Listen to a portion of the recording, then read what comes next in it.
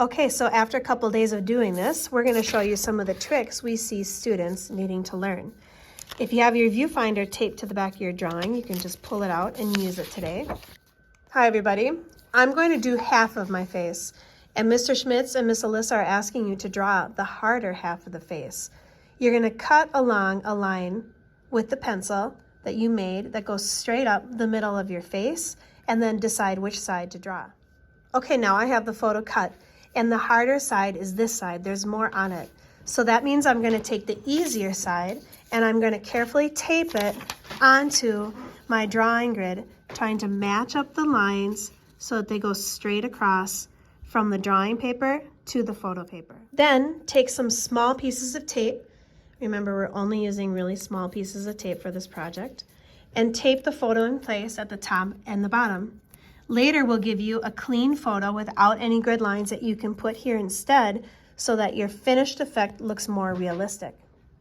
We've seen a lot of kids using these viewfinders and having success. Here's how they work. You start and go row by row, square by square. In A1, on my photo, there's nothing. So here in my drawing, A1, I'm not going to put anything. A2, nothing. A3, that's when the cap appears. So down here in square A1, 2, 3, I drew the bottom part of the cap coming up right here. Okay, let's go to A4. A4, the cap kind of goes across the middle like a hill. So in A4, that's what I draw, the cap going across the middle like a hill. You can go row by row like this. The cap kind of goes downhill a little bit now in A5, downhill a little bit now, and then you can go to row B. Right here, B1, nothing. B2, the cap starts in the bottom corner.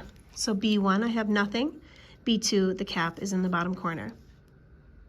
You can go all the way across each row. You can also find certain squares that are going to be more challenging. This one right here is F4. So I know that over here in F4, I'm going to be drawing the eye and the glasses like this.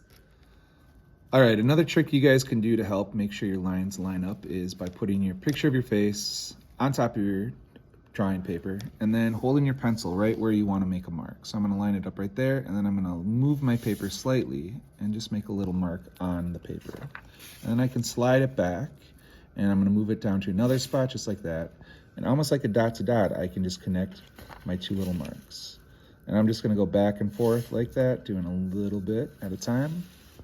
Sliding it back in, come down a little further. And again, draw really lightly. So if you do make a mistake or if it doesn't line up, you can just simply erase your mistakes away.